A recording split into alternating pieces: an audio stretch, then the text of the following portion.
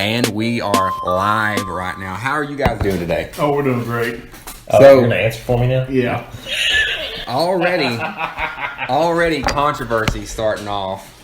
Guys, what were y'all talking about here? I heard OnlyFans. They rode in the car together, if this will make sense. And immediately, before I can even get this out of the gate and tell y'all what this is about, we're talking about OnlyFans. It might get a little controversial. How do you feel about dating a girl with an OnlyFans? Okay, right. We'll get into that for just a second. In a minute, I gotta put this forward first. I will not control you. I will not tell you what you can and cannot talk about personally. This is a 1A, like, America free zone. You can talk about, this is totally freedom of speech. Now, I don't want to get into politics and things like that are really super controversial, but as this is a gun-focused podcast, we can kind of tell that if you're here, you at least lean libertarian on the spectrum. So if you want more than that, I'm sorry, we're not going to get into major podcast or political discussions unless it deals with something we're talking about most of the time. We're not going to really try to talk about the president or what he's doing or anything like that. We're kind of just going to go from wherever. But aside from that, I will not control you, as Garand Thumb says to his comment section. So, OnlyFans. Would you date a girl No. with an OnlyFans? Why not? Why not? Let me hear your reason why real quick. I can't do it. Now, I've seen that. Y'all know what happened with the controversy with, he's a big YouTuber. What's his name? His name is Ian. Ian from Content Cop, and he's a big YouTuber. That was a big deal. He lost a lot of respect for a lot of people by having his girl have an OnlyFans. Now, I'm not saying that if you, in your relationship, if you and your girl have it, I have no problem with that. You know, free society and all that. No, my question is, why would you not date one? To me, I feel that it's disrespectful to me personally. Okay. What about you? What's your feel on this? I always love an entrepreneur. Yeah. She's driven. She likes sex. She has a job. Right. I mean, Hey, there's a lot of benefits to it. I'm not saying that you can't do it or that it's wrong for you to do it. I'm just saying for me personally, I just wanted to hear other people's opinions. I'm not man enough. I'm going to be straight. I'm not man enough. I do not have enough self-confidence in myself to let my wife, girlfriend, or whatever do that. That's just me. Well, have you considered it for yourself then? Now, maybe for me, you know, I don't, if there's enough ladies out there willing to look. See? It's a double standard. It is a double standard. I'm really not. I think I would end up at the end of a gun if I probably did something like that. But what about you boys? Would your wife or significant other let you have an OnlyFans? Oh, yeah. She would? If I bought her a new car, absolutely. Oh, man. So it's only a $30,000 price tag. Yeah, it's not too bad. I mean, I want a boat.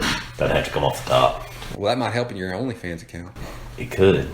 Write it off. Yeah, that'd be a tax write-off. It's a business. That's a boat as a business expense, bro. I like where it's going. All right. What about you, Taylor? No? No.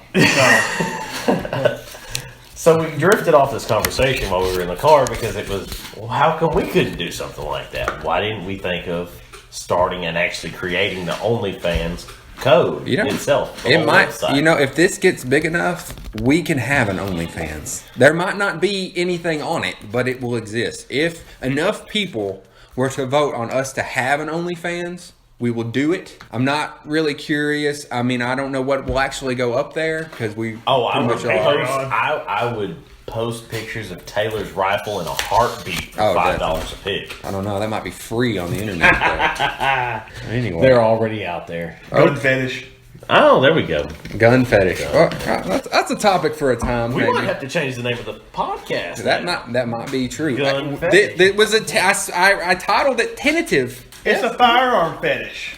Gun fetish? Firearm fetish? I don't know. We'll see where it goes. There's options. There's always Felter options. snatches firearm fetish and friends. What? I didn't even hear That what you was a said. little much. Okay. It needs to be kind of concise, We were trying to think of something we could maybe put a few letters in and have a logo. Yeah. Yeah. That might be. Say that one more time for me. I didn't. Yeah. I said Chuck Felter snatched firearm fetish and friends. Family podcast. Family podcast. Yes, yes. Yes. We're family orientated. I don't think so. No. No, I think we broke that rule when we first started. The first rattle out of the box was OnlyFans account and what you want to do with it. NSWF. What if you have headphones? It's not a big deal. FW, yeah. Not safe for work. All right, guys. So, kind of getting to what this is about. It's just going to be three friends mainly talking about our opinions about guns. Maybe whatever ever happens comes up. Seeing whose ADD can one up the others. Maybe. It might end up being that way. We'll talk about kind of our current projects and what we're doing. We might have some gear reviews, have long-term discussions about that. We're not professionals. Nobody in here is a professional anything when it comes to. We're just three Texas guys living in East Texas that really like guns and became friends over pretty a short period of time now. I've known Shawn for many years. We went to high school together, and then I recently met Taylor about maybe a year or two ago through a mutual friend that all of us have, which ironically we used to live next to each other and never spoke a word to each other. Because it's kind of weird, you know, if you don't know somebody, you don't just invite yourself over to their house and be like, hey, bro, what's up? You Taylor's a little antisocial, you know. He knew people. He might have met me at the end. I might have said hello, and I ended up, a face full of fucking buckshot or something. Who knows? Nah, he's a teddy bear when it comes down to it. Yes, that's a great analogy, right? He would never hurt anybody else. Have you played that? What is that video game? Teddy, little bear. I've heard about it. That's weird. Yeah. He reminds me of the bear with the psycho bear. Oh, he's got a big bushy beard. Yeah, but I don't think we're just joshing him. He's really a nice guy when it comes down to it. He's just prepared like everybody else is. He may be the nicest of the three of us. Probably. Possibly. Allegedly. Yeah. We'll see if that. But anyway, we'll see if that really is the way that it is when it comes down to it. We might get a little angry. No, like I said, I will not control you. Shawn, just introduce yourself. Tell me a brief biography of kind of who you are, what you do. If you use as much information as you want on the internet out here, because you never know what's going to happen. You might have an OnlyFans and you didn't even start it. Yeah, it's probably one already up there. Well, let's see, fast women, fast cars, fast guns, basically. I mean, pretty simple guy all the way just around. Fast. Yeah. Right. Anything I can do something stupid in. And I think you can cover all three, right? Right, definitely. You could You probably do it all at the same time if you wanted to. I did, once or twice.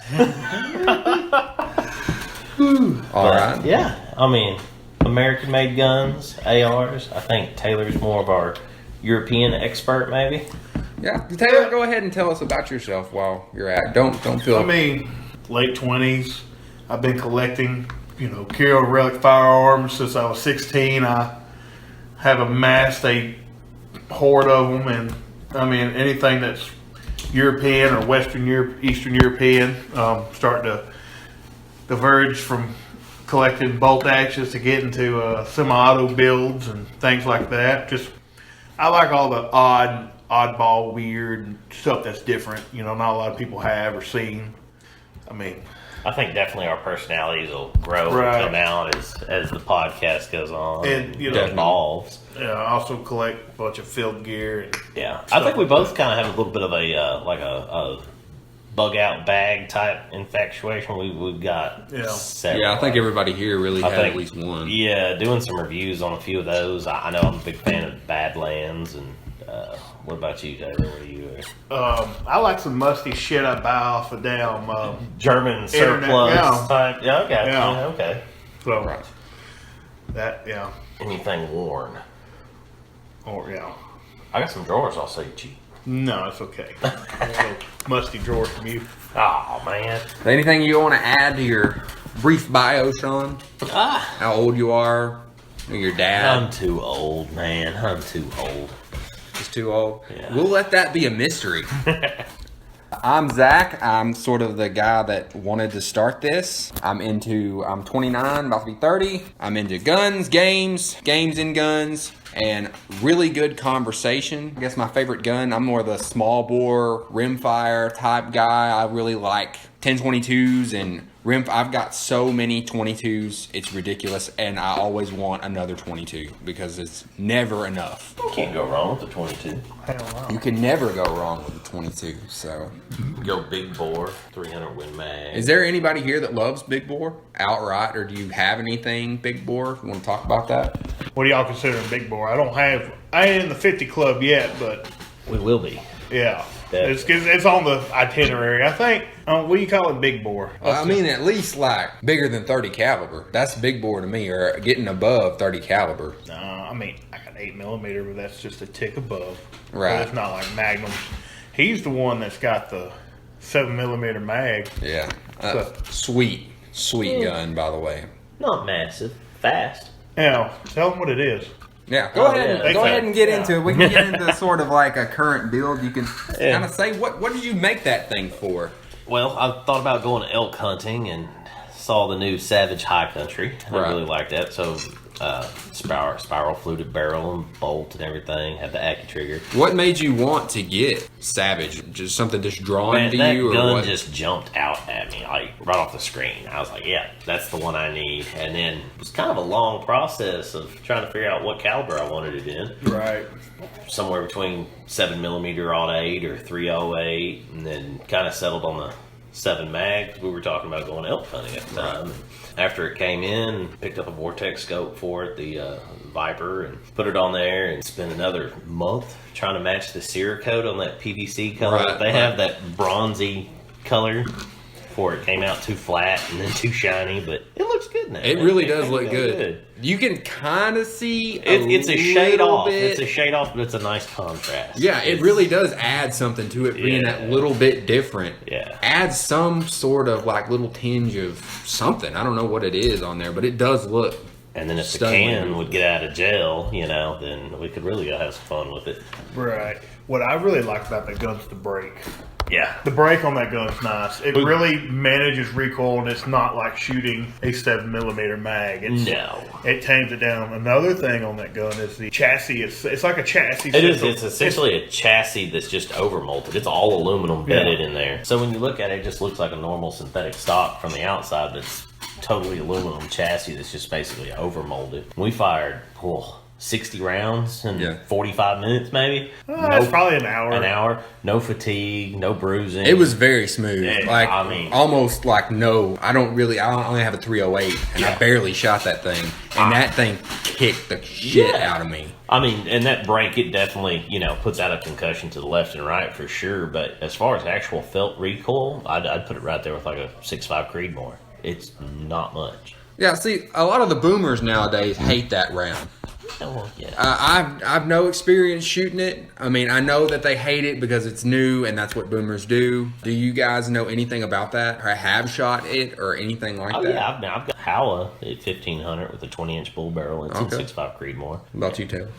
I haven't shot one much. I have shot them. I mean, it's a good flat shooting round. Your core rounds, and then everything else is coming out. Like, you kind of got to wait and see how long it's going to be. Like, let's say, what is it, like 224 Valkyrie? Yeah. That Or kind you of got died. 300 Legend?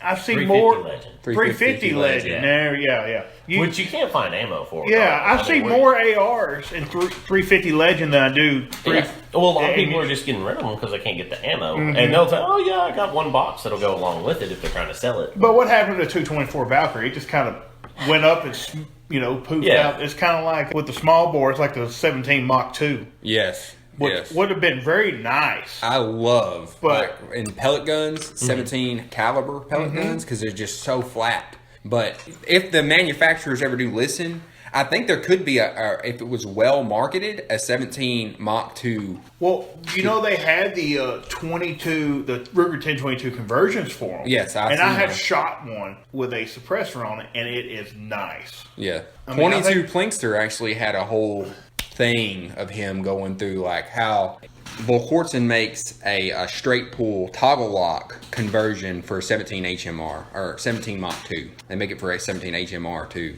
but What gun?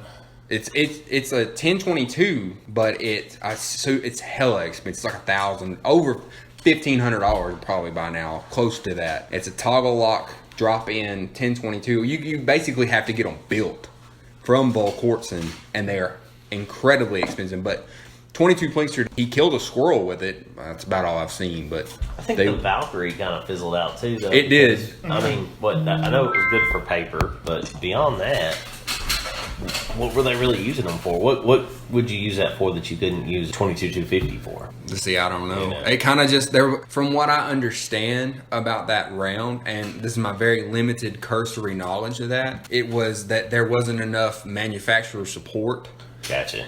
Beyond that, now I don't know the real story behind that. I haven't dug that far deep. I've just, basically what I've heard. It's a boutique round. Yes, I've heard it was. He could have put that one together, and I don't think he shot it. Or if he has, I don't know. You could still get ammo for it. Yeah. I did a search. I mean, it's out there. It's available, yeah. But it might be like a 10mm situation where it doesn't get very popular until 30 years later. Until the right person makes the right gun and everybody wants to go get it. But I think they answered a question no one asked, Yeah. That searching for a problem nobody had. Yeah. Which goes back to why couldn't you use a 22-250 or a 223 Swift? That's kind of like 300 Blackout, supersonic versus subsonic. It has a purpose, subsonic, but supersonic. Yeah. There's not a whole lot of use for a supersonic 300 Blackout. I mean, other than to use your 300 Blackout because you have it. See, if I see a purpose as far as you have that round and you want to use that to maybe go take a deer with it. Well, your subs might not be able to have enough power to do that job as effectively as you want it to. So you might want to and maybe you want to push it out maybe a couple 100 yards extra. Having that supersonic round would help you do that.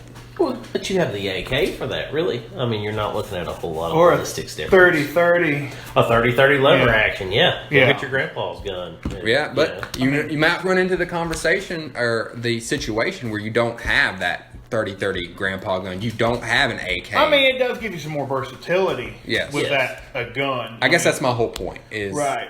It's one gun never that does it all. I have that single shot that basically I've nubbed until only supersonic 300 Blackouts. But if you have a 300 Blackout pistol or SBR, your velocities are going to, you're not good. It's considerably, we saw that the other day because I just built another 300 Blackout pistol and we went out and 100-yard hit dead on with a supersonic. You put a sub in there and you're hitting the ground and hitting the dirt. Yeah, you're lobbing yards. You're 65 lobbing yards. those bastards in there. Yeah. So, especially out of an 8.5-inch barrel. That from my cursory research, the barrel length tops out. You're getting the max performance at 9 inches of barrel. Yeah, 9.5, right in there.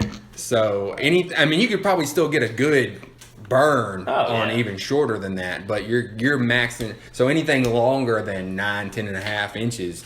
Yeah. You're basically, it's extra. I wouldn't know why you would go past 16 inches. That's for sure. Other than legal laws and all that other bullshit. I went 8.5, and I figured the can would make up for that little extra. About 12 inches. Get me my velocity up there, but still keeping the gun as short as possible. Right. So that was kind of a rabbit. I'm going to bring it right back to where we were trying to go, which that kind of makes sort of what I was saying is I read the Breech Bringing Clear article, and it got me thinking about stopping power. What does that mean to you guys? First of all, I know we just talked about 300 Blackout and how that subsonics wouldn't be as powerful as supersonics and things like that. At ranges. At range, that's true. But what is the concept? Is there a concept for stopping power? You hear a lot of, especially a lot of older dudes that just swear by the 45. Slow and heavy. And there is a case for how big it is, doing more damage and all that stuff. But even in that article, it basically went over its more shot placement. It's all conjecture and personal opinion in the end. Perception is reality after all. So is there a place for stopping power in our modern conversation of calibers, guns, anything like that? Or is there a place where we're done with that conversation? We need to just move on. Now, preface this, in that article, they basically said that we need to have a continual conversation and reevaluate our parameters every couple of years. Engagement. So I'm going to let that point go, and I'm going to pass it off to whoever wants to talk about it. So engagement distance. I think that's always kind of been my main parameter. Well, you can say stopping power, but if I'm in my house 25 feet away, it's not going to matter if it's a 9mm, a 380, or a 357. It's going to do the same job if we're 20 feet from each other. But, going out a little bit further, if I'm outside or something, I might want a 9mm that is going to punch through that thin little sheet metal or something like that somebody's behind. Right. So anything you want to add to that, or anything you want to talk about that, or anything deeper you want to say? Or I mean, bullet design, range. I think it all boils down to is what you're comfortable with and what you practice with. Yeah. Because you can have somebody that's very proficient with a Glock 19, or you can have somebody that has a 45 H&K. See, I like to stay well-rounded. Right. The HK stays in the bedroom next to the bed. Right. But the Glock 19's in the den, and then Springfield's in the truck. I just mix it up a little bit, and then you always know what you Just practice. That's my biggest thing. If Practice you shoot a lot, you're covered. If you have something, practice with it. That's my biggest thing. If you can't hit what you're shooting, if you can't hit it with a 45, but you can hit it with a 9 or a 380. Or I'd go so far if you can hit it with a 22. If you are more comfortable and you can put 10 rounds out of your 22 light on target versus missing 75% of the time with a 45, use a 22 light, Yeah.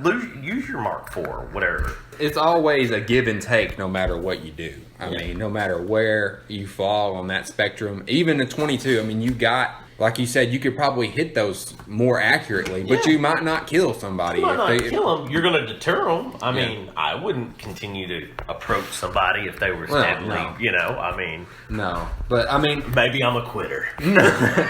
maybe. All the boomers love. And I know I'm harping on the boomers, but I mean, they are living memes at this point, some of them. Yeah. With the iconic 45, man stopper and things like that. But you hear a lot of times, I know that there was a cop, I read a story about it, and I don't know exactly what he was. Maybe if we get into the actual story, which might be on an actual podcast, he put mags and mags into this dude who was high on PCP. I seen that video. I think it was 9. No, there was one with a 9, and then there was one with a 45, where the guy had a 45. He was a cop, and he pulled this guy over, and he ended up, center mass shot. I believe he at least shot him 18 times in the chest, and was not enough to stop him. I'd be curious to know what kind of ammo he was using. Yeah, that's true. It was. And I saw a video the other day of between 2 police officers. They emptied 2 mags, and the guy was still coming after them. Mm-hmm. But if somebody's on those kind of drugs, or you're at that range with a 9, baby, you're not getting full expansion with that particular round you're using. Yeah, but if you're on drugs, man, you're Superman on PCP. Exactly. But there's all kinds of anecdotal evidence of and it's not just it's all calibers. It's mainly the article basically kind of goes into like how we train more than it is ammo you're using. Yeah. It kind of goes back to that point of what you were saying at the beginning of are you good? I mean, I've never seen, but I've heard that, so you put a 9mm in somebody's hands and they just cannot hit the target for whatever reason, but you slap a 45 in them and there's just something about that recoil and grip angle, whatever it is that they just like it and it works and they can hit the target with it. And that might not be the difference, who knows at the end of the day. But they were kind of saying like we shoot at paper targets, and paper targets aren't representative of like how real life people are. In the article, they have 3D targets. It was pretty cool, like a 3D sort of silhouette type of guy. They were talking about how that's more representative, because if there was an attacker coming into your home or something like that, and he were coming straight on you, that's a huge target. Yeah. It could potentially be. But you have different angles. But if maybe he were turning away from you, could you do that? That's kind of more representation of what they were talking about. Should we do a Paul Harrell version of the meat target?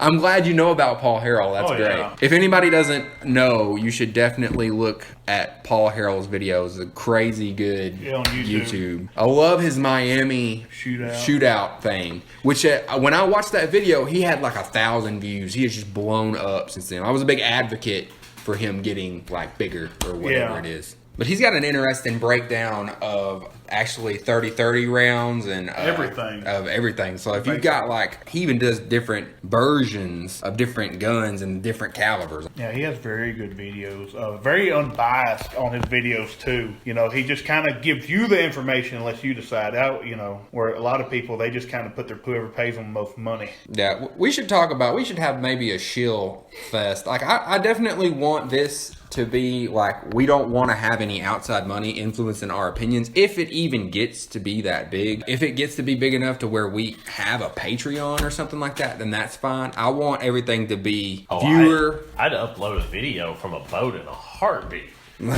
Well, Shawn's a shill, so if anybody asks, have to go to OnlyFans. But for the most part, I want to stay as unbiased as if we're gonna do a breakdown of like whatever gun we bought or something like that. I don't want, let's say, Ruger to have paid us to do a promotion about that, and we just give that. That's not right to me. There's a lot of people out there doing that today, and I'm not about it. That's not what normal people. It's not what normal people do. You know, that's not what normal guys get. You know, they'll probably give them a supercharged, perfect, top of the line model. If it's wrong or something, they can come back and say like, oh well, if it doesn't work, we'll give you another one, and you just forget about that part where it fucked up. Well, the thing is too, if you have a YouTube influencer who has lots of views and all his content, I can understand where a company will approach them wanting them to review their firearm or gear, whatever it may be, because it helps sales. But, you know, there's some people that are very untruthful about the products they're given to make videos about. Well, they're also being paid too. But yeah, I feel like there is a lot of paid shill work going on behind the scenes, and I don't want to be a part of that. If we were to take anything, like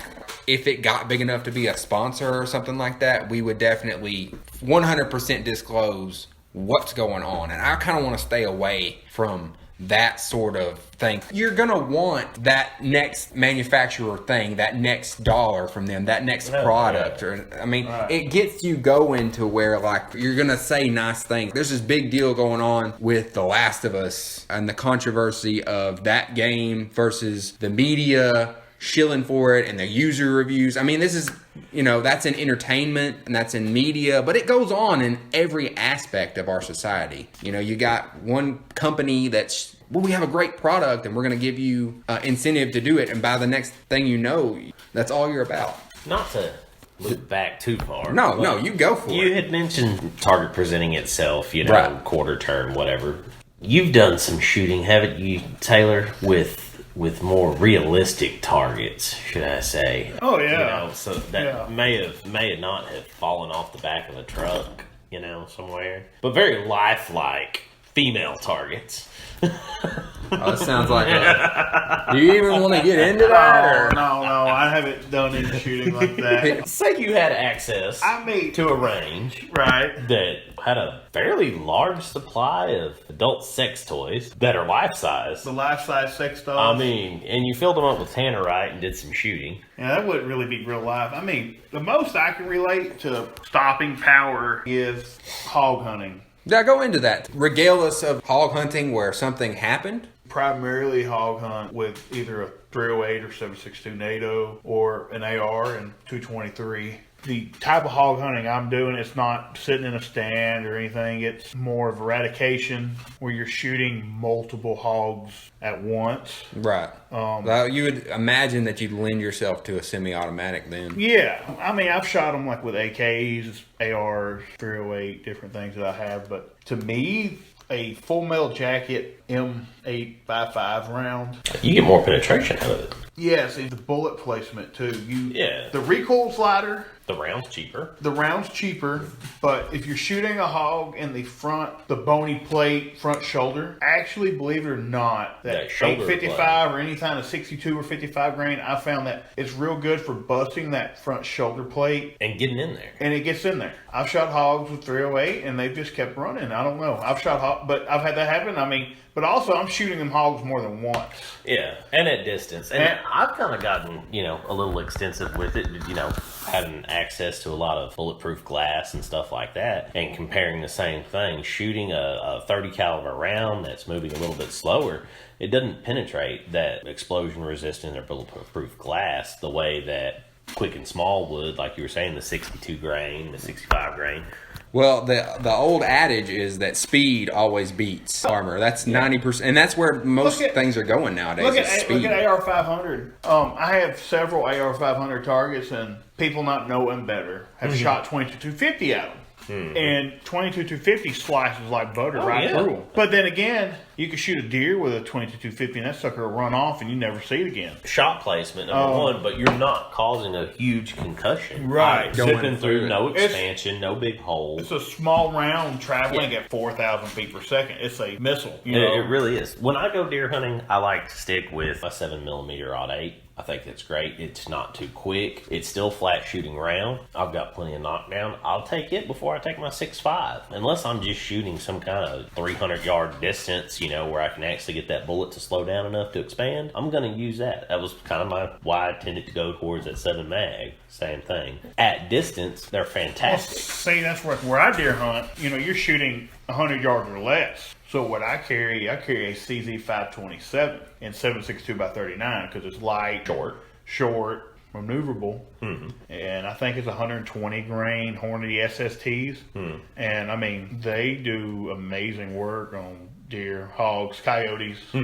It's a great all-around gun. I wouldn't take it elk hunting, or I wouldn't take it go shoot mule deer. You need something else for range, but just around here, predator hunting and whatnot. The deer that we have in their size, it's perfect. A lot of people. I mean, they even call the SKS the poor man's deer rifle for a while. That was a pretty big deal. Well, I mean, if you're comparing it to a 30-30, I mean, velocities and stuff are comparable. Right. You got a better ballistic coefficient on the 7.62x39, just a bullet designed by nature. But going back to circling that back around, Paul Harrell actually did a comparison of 30-30 to 7.62x39, I believe, because that was a big contention. A lot of people held that 7.62x39 is just a 30-30 semi-automatic. They're very similar and stuff, but you can get some more powerful loads in 30-30 than you can 7.62x39. But you've got 7.62x39. There's a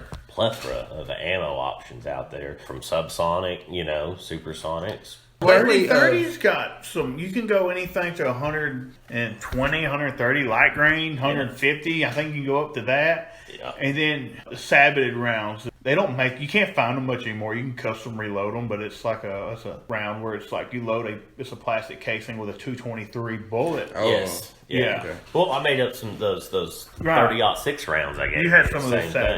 But it was in 30-06 neck down to a. Yeah, they're sabbated to. Might as well have been a 25-06 at that point. Yeah, it's 223 Savage. Those things fly quickly. Very quickly. So that's new information I've never heard. You're saying it's Sabot. I've heard it called Sabo. Yeah, Sabot, Sabo. I mean, okay, but I've heard of it in a shotgun. I haven't ever heard of it in a. It's like a shotgun slug. Like think about it. There's Sabo rounds for shotgun. There's Sabo rounds. Like they're sitting. They're in a case. They're in your wad. Right. But it's saboted 223 in a 30 caliber, like 30-30 or 30-06, and they're like little missiles. We're back to super penetration. And everything is always a compromise between reliability. It's application. If you're going to go and shoot the hog and you're going to aim for that shoulder and you want something that's going to hammer through it, great. You don't want something that's going to bounce off of it.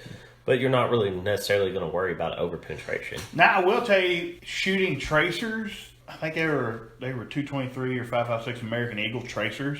Those things bounce. Like I've shot hogs with tracers, and that tracer hit that hog and went up a direct right angle off its shoulder into the air. Maybe a 50 cal would be better. It was. Would there be a hog left after that? Oh yeah. It just needs some barbecue. There'd be a lot of pieces left. But what I was kind of going to get back around into is you were talking about loads. I see a lot of people going towards 30-30 as a suppressed round. A lot of people are putting cans on their lever guns nowadays. Right. I don't know if y'all have seen that, but Marlin recently come out with, I think it's the night version of their classic 337. Mm-hmm. And it's blacked out with a 16-inch threaded barrel. Now, I've heard a lot of bad things about recent Marlins manufacturing and their quality control, but looking-wise, I held it at Superior. Very sharp-looking gun, had an extra long scout rail on it. It's being made to push subsonic rounds out of that Well, thing. the cool thing now is to stick a suppressor on everything. Well, Oh yeah, that was the first thing we did was sit down and talk about threading 20 different rifles. Well, yeah. I mean, I actually have a bolt action. I think it's a Stevens 30-30, and I've actually thought about suppressing it, threading it. But then again, I mean, I have a dozen or so guns that I can already put a suppressor on. Mm-hmm. So, I mean, it's just cool factor. Right, but also, again, it's not a desirable collectible gun, but also it's not one that's made anymore. Mm-hmm. So, I mean, you get into that debate whether do you want to thread it or not. Well, I mean, if you do anything to it, you're basically devaluing it in the eyes of a potential collector in the end of it. That's right, but it just doesn't have the collectability. It's kind of like I have 2 of the Russian Nagant pistols. Mm-hmm. No, I have 2 of them. Now, you can actually thread that pistol. Yeah, that's got a sealed cartridge on it. Right. And I'm actually playing around with throwing my can on it and having a suppressed revolver. Right. To play around with. Because it's the only revolver you can suppress. Yeah. This is kind of a side, but how hard are the rounds to get for something like that? When they first imported the guns, they were $70, $60, $80. Because you couldn't have the ammunition. The ammunition wasn't here. Then the ammunition came in and it was priced high, kind of. And then I think PPU and Fiocchi actually make ammunition for it. But there is some surplus you can find. I actually found like 1,400 round cases of it. Oh, wow. So I bought 2 1,400 round cases. I'll never shoot 2,800 rounds out of either one of those pistols. But I have it just... Right. That sounds like a challenge. I don't know if you've ever shot one. I've never shot in a gun. It is in double action. It is literally a fucking nightmare to shoot. In single action, it's fucking nightmare to shoot. It's just you kind of hyped that up like it was going to be it's going to be just super easy, and you just went back to nightmare. I need to have mine out one day for you to shoot because it can't be as much of a nightmare as that flare pistol I've made. It's got to be at least on that level. Oh, gritty, terrible. No, it's probably got a 60-pound pull. Do you think that has anything to do with your limp wrist? No. Oh, okay. No, he's got that up, Yeah, I got that up. He's got his OnlyFans to get it. You've been working out. Okay. Yeah. Okay. He's got a hole. He's got that tight wrist. I will say though, mechanically, I collect stuff like that. It's oddball stuff. It's an oddball gun. Like. It's like, why would you go in and have this gun, producing it for as long as they did, while there were better options to make? Communists, man. Yeah, well, they were making these guns and they had the TT-33s, TT-30s. I don't understand why they produced it for so long. It's an interesting gun. It's just not. You're kind of getting into like Soviet thinking, and why do they do a lot of American? Well, that's American thinking is why did you spend so much time and money to update the M1 Grand and basically spend years and years and years and come out with the same thing just with a box mag? In my opinion, you're going to offend some people, Taylor. I know. That's a huge story, and a lot of people don't know. A piece of shit. There it is. There it is. And the M1A he just said it. I don't like the M1As. I mean, you recently went out and shot one, didn't you? We did. Springfield. Yeah. A very nice one. Yeah. One of the loaded editions. And it was all updated, and for $2,000, you expect a little more, don't you? And you have a Leopold Mark IV on it. Mm-hmm. It was very good ammo, I'm assuming. Yeah, we were shooting a mix of ammo. We were shooting some Lake City long range and some light ball, and we took it out to 500. And it was just it didn't flip your skirt. No, it didn't. People want to spend money and pour money into having, want to call it like a sniper rifle. Basically it's a DMR. Yeah. It's not a high precision rifle. Yeah. I think you could get a lot more gun at a lot cheaper price and still have the semi-automatic feature and be able to hit 500 yards. But to go back, we're talking about people even back then, gun designs and stuff. You can look at the M1 Grand to the M14, but then also look what the Italians did. They took M1 Grands and retrofitted them to the BM59 patterns. That's basically the same thing with a whole lot less. So they spent a whole lot less money and time that was put into the M14 program. Well, and then look how long result. the M14 was in service. It wasn't in service long. Well, it's still in service. It's not in. It's more of when they've updated it so much, it's basically a different gun. Not even the same gun. Yeah. But a lot of that was political. They loved the design of the M. I mean, it's kind of like they held on to the way that it looked. The nostalgia. There was a commander. It was really a nostalgia. There was a Yeah. commander in the U.S. military that just loved the design, didn't want to get away from no European crap. I mean, that's the American bravado kind of coming into it, but that's just the way that it was, and he did not. He did not want to set the standard of, Look how long having it took for the American stuff. 1911 to get replaced with the Beretta. Yeah, look at but same thing. The U.S. military has a horrible history of fucking our they soldiers. They missed the chance. They missed the chance adopting the FNFAL. And I know you're one of my favorite guns. Taylor, for those of y'all who don't know, that's probably Taylor's favorite rifle. He is biased, so I know that some people might say that they like the M14, the M1A series pattern of guns. This is Taylor's bias, so don't get too, mad when he gets into what he says. But anyway, go ahead, Taylor. I mean, the FNFAL, it's a great gun all around. Well, I mean, they call it the right hand of the free world for a reason. Right, because everybody in NATO pretty much adopted this in some form or fashion at some point in time. And it's just a great all around battle rifle. It's a battle rifle. Right. It's not. It's not a DMR. It's not a precision rifle. It's a 308 battle rifle. Iron sights, 250 yards all day long on a man-sized target. I love them. Yeah. Let me ask you this: do either one of you have a gun that's not necessarily an expensive gun and it's easily accessible, and you probably could have bought one 10 times over, but you haven't bought it yet? For me, that was a long time. It was the Little Badger. Right. I wanted that so long, and I could go buy it. Basically, it's cheap. Mm-hmm. But I could never get myself to actually do it. To do it, That's what I've run into. Because I've wanted a Tokarev for quite a while, and I've just never actually done it. And I don't know what the hesitation reason. They're here. They're cheap. They're $200. I was like, I mean, don't let that go. It'll be the Mosin Nagant for too long. Exactly. And I won't be able to get one. Yeah. I would get one. And I would be careful. I wouldn't go with the Yugos and the Romanian. Romanians probably wouldn't be bad, but if you could get a Polish one, I'd get a Polish one. Now, I've heard that. Isn't there basically an identical clone, but in 9mm? Yes, Zavostov makes one.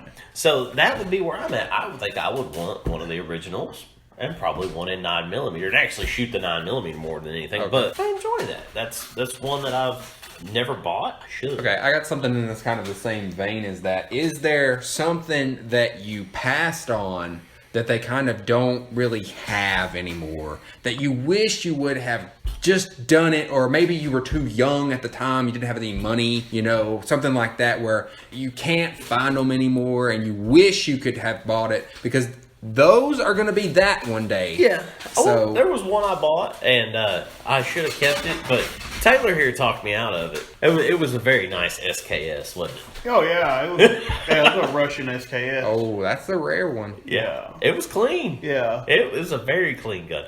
I got it at a really good deal. I'll tell you the gun I kind of missed. It's not a gun. It's a AR upper. It was a Safety Harbor Firearms out of Florida. Had a 50 cal bolt action upper. And it was just, you pay your money. They send you this upper. Well, since it was a bolt action upper, the ATF has come back. I was about to say that. I didn't hear the end of that story. I don't know. They're not for sale anymore. So they probably... So they're trying to consider them a firearm because they have a bolt on the upper. Yeah, well, I've seen some videos of guys just strapping a piece of block of wood to the back of it, and they have a gun with no stock, no letters, or no safe numbers or nothing like that. And I think one of them ATF boys probably saw that video and were like, "This is a complete firearm," and they had a legal case. That's all they do, They probably research people's videos and be like, "Well, what's the next new toy I want to ban today?" A bunch of haters. It's horrible. Now I will say, actually, here's the thing. It's saying it's back. It's back. It's back. Good fun there, Jamie. Let's see what it says. I could actually get one if I wanted one now. But yeah, it's Safety Harbor Firearms, and it's their shit hit the fan, and they have 50, and they have a mag fed, and they have a single shot. Oh, I didn't know they had a mag fed. How'd they work the mag fed into the? Oh, it's a side loading mag. Oh, so it loads from the side. But if I were to get one, I mean, I could just slap it on a lower. But they have a AR-15 style lower that is milled out. Bring that back up. I want to see. Oh, you want to see it? Yeah, we might need to do a little shopping. Taylor came across a couple of AKs, 63 and a 65 Romanian AK clean guns. I hadn't had an AK yet. 65. No, they were the, what do you call them?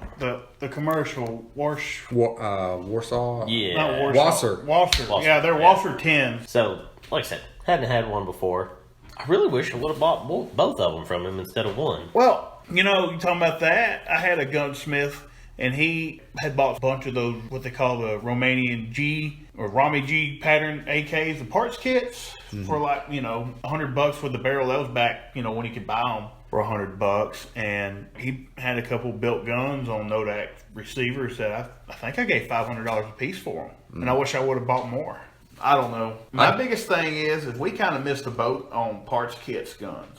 Yeah. At our age. Yeah, we're a little late. So on it's kind of hard for me, Your credit card was already in. I ordered us to. Oh no. You're welcome.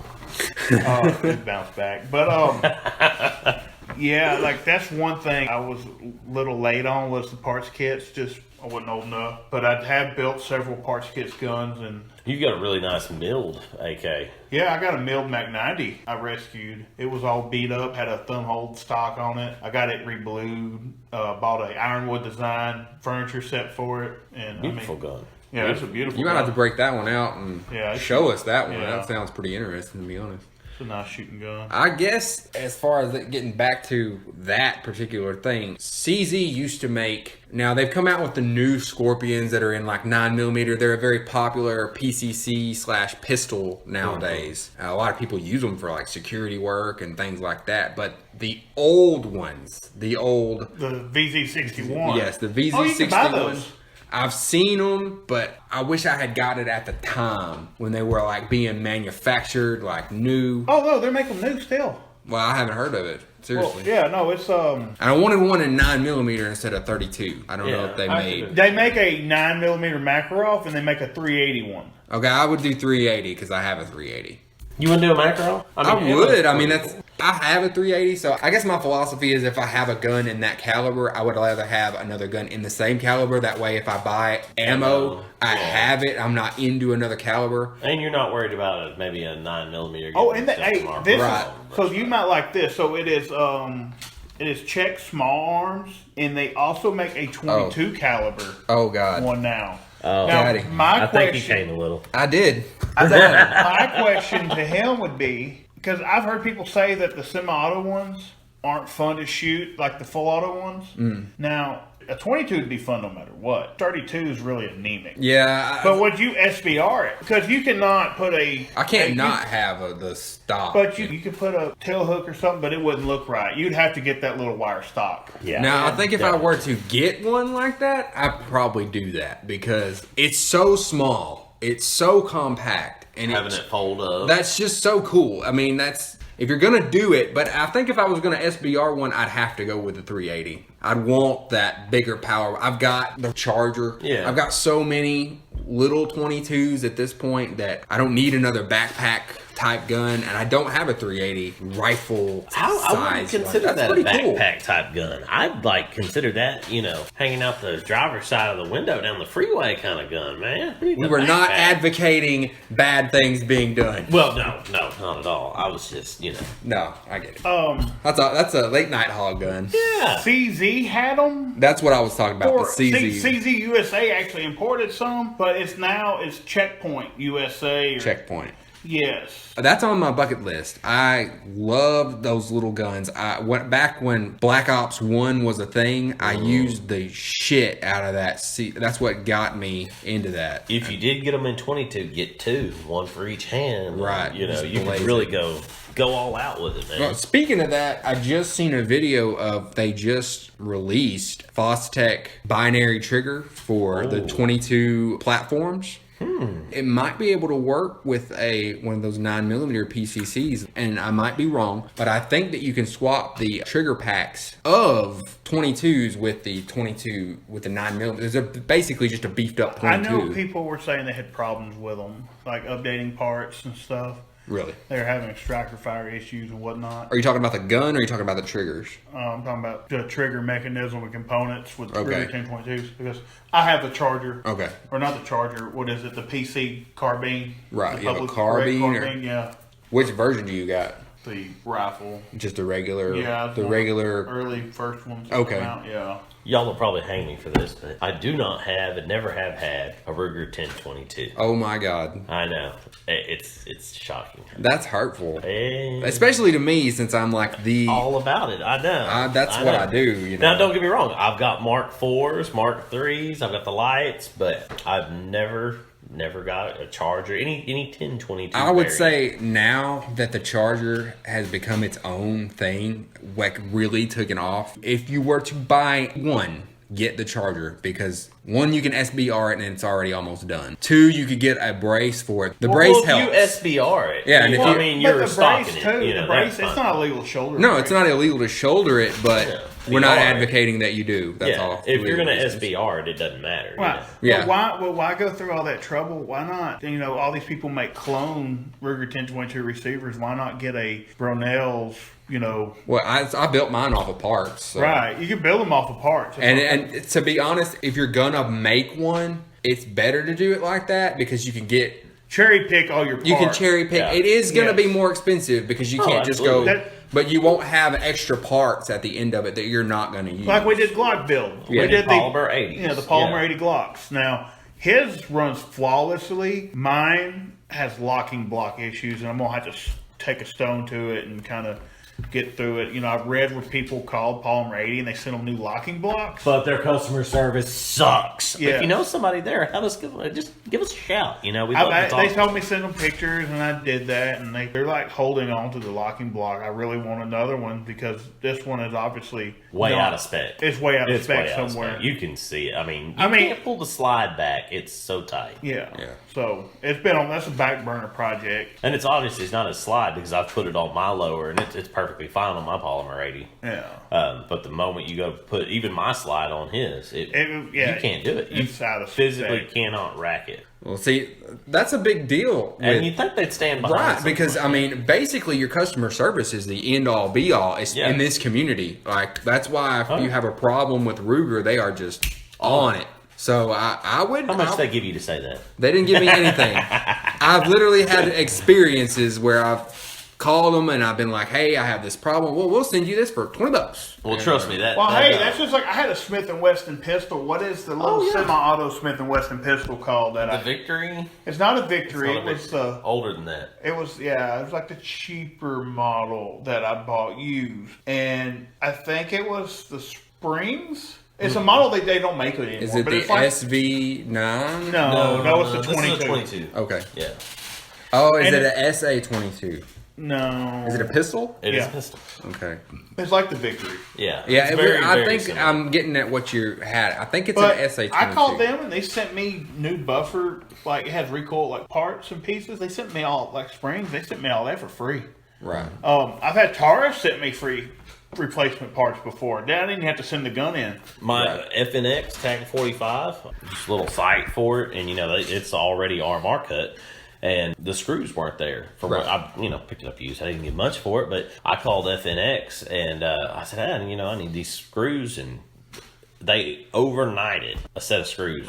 I gave them my address, and that was it. It didn't cost me anything. You got good customer service, and then you've got what these Polymer 80 guys are doing. See, that's surprising to me that they would do that, because word of mouth is a huge deal. Oh, yeah. And I don't know why they wouldn't be right now. What's your problem? 99% of the time it's been like just what you guys are saying. Yeah. I have a problem with, it doesn't have to be a gun company, like something Yeah. you buy that had an accessory, for example. It was a 43-cent screw. Right. And I'd have happily paid them $5 and another $10 in shipping because I needed it and nobody else had it. Right. But they were on it. I mean, That's a little ridiculous, to be honest. Maybe this is a turning point in Polymer 80's lifespan as far as it goes. I don't know. Maybe it's just But maybe they make shit so cheap they just pump it out. It's just. Well, you think that it would be easy enough to just pump one right in the metal. Right, you would think. Shit. You would think. Weld one right up and send it on out to you. I don't know if it's machined or looks like it's just. I mean, it's It almost looks like a cast. cast injected. plastic. Cast. And they vibrate, weld it together. But it's not pleased with your result. I mean, I'm pleased with my results, Oh, yeah, but I'm yours not is pleased fine. with your results whatsoever. I've taken a stone to mine, and I don't feel comfortable removing that much amount of metal. It is a considerable amount. I mean, for it to be that tight. Because if something's doesn't G-haul, and then I don't know. Your slide was, who was it? Ghost. Yes, Gray Ghost. Yeah. And then mine was a lone wolf. Well, he also ordered a Faxon. Who made your first slide that just showed up in an empty box? No, it was. Well, that's a different topic than this, but we'll get into I was bashing also told them that later. see, Lone Wolf is like one of the oldest aftermarket Glock or Yeah, they've been manufactured- around for a while. Right. When I was looking into building a Glock before the Polymer 80s were going down, Yeah. Lone Wolf was like the only. I was told by a customer service guy that Lone Wolf does not make quality parts. Really? Yeah. From Polymer 80. Well, that's not really good. From what I've seen of all the YouTube videos I've watched of them, they make pretty quality stuff. Oh yeah. Lone Wolf stuff is nice. So I wouldn't want to get into disparaging a company that does not need to be disparaged. But this is a personal experience Taylor has had with his personal one, and it might be different for other people, but that seems kind of crappy. Yeah. I'll tell you something else. With the whole Glock build, we're bashing companies. Optics Planet. Really? I have not dealt with Optics Planet yet. I have had one of the most horrible experiences I've ever had with a company. Over an 8-month period. Really? Because all this started with the Polymer 80 builds and has continued up through the 300 Blackout pistol builds all the way to today even. All right, so what's the deal, guys? Well, I've used them before in the past, and they were nice. Just you got to be careful what ships from them. I got a gift card for Christmas from them, so I had to use it. So they actually had one of the Lone Wolf Glock slides in stock at their warehouse. I think it was like a Lone Wolf, Alpha Wolf. It was an awesome looking One of the slide. more upgraded ones. It was one of the very high dollar machines. I've seen like there was a pistol brace I was interested in, and they had it for about $50 cheaper at their website. But on the company website, I can't even remember what it was called. I just remember seeing that deal and almost buying it. But Let me tell you. So I bought this. It was a Lone Wolf slide. I bought it. They shipped it. It got the shipping. I checked tracking religiously. It disappeared in the mail. It didn't change for 3 days. All of a sudden, it started shipping. When I received the package to my house, it was a taped up box that was empty. nothing in it. Nothing in it. They did refund my gift card. I'll give it that, yes. I mean, Yeah, customer service wise, as far as that goes, they've been good about timely refund, getting your money back to you. But then I went to go buy a 300 Blackout upper. It was a Radical Firearms upper, and it said this was in January, and they said it was shipped in February. Well, now I was looking at it the other day, and they said it won't ship till August. So they keep backing. I think they drop ship them. So I canceled that order. It was a pain for them to reinstate the gift card, and then I just totally didn't buy any gun-related stuff. I bought some stuff for my vehicle, and they sent me the wrong stuff. So he's had a bad experience. He's had a very bad experience with these people. So I'm just he's too nice. This goes back to he's the nicest in the group because we get results when we get on the phone with I people. get pretty pissed Oh, off. I get pissed off too, but you're like a big cuddly teddy bear, and I don't think they take you seriously. It might be the voice, Oh, it could be his angelic voice and teddy bear demeanor. right. almost Santa Claus like. Oh, It's right. saintly. It Young- is saintly. Young Santa Claus. That should be a movie. That should be your OnlyFans It was. You ever account. seen Tim Allen? Oh, young Santa. Yeah. You get Sitting some on my lap. You get some Wow. Jewish girls up on you, boy. That escalated quickly. I will not control you. Unless you pay extra, right? I'm not paying for your OnlyFans, bro. All right, we are at the hour mark, gentlemen. I want to kind of get to where we're wrapping this up. In conclusion, how do you feel about our conversation with stopping power? Do you sort of agree with the notion of placement and the right load for the right job and things like that? Placement and technology. Man. Placement and technology. That's what it is. I agree with the article that I read that we do need to continually update absolutely.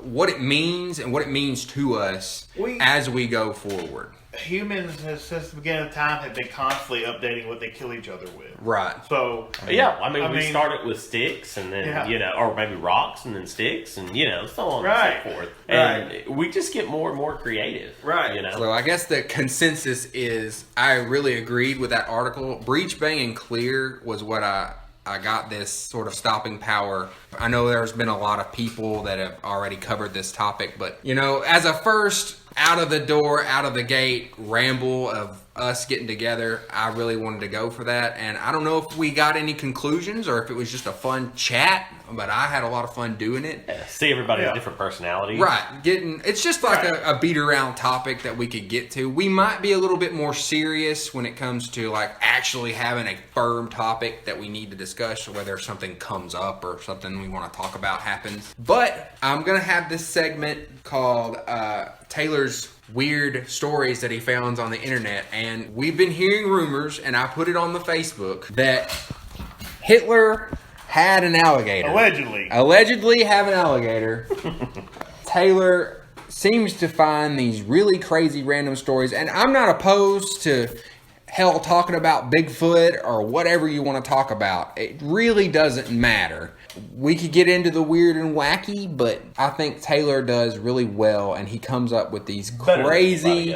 He'll come up with this random crazy story we've never heard from, and this, for now, is what he's found. So how did you find out about Hitler's alligator? Well, we don't know if it was presumed to be one of Hitler's favorite animals at the Berlin Zoo. So it was in the late 1930s, a American alligator was captured from the wild, hatchling, and it was shipped to the Berlin Zoo.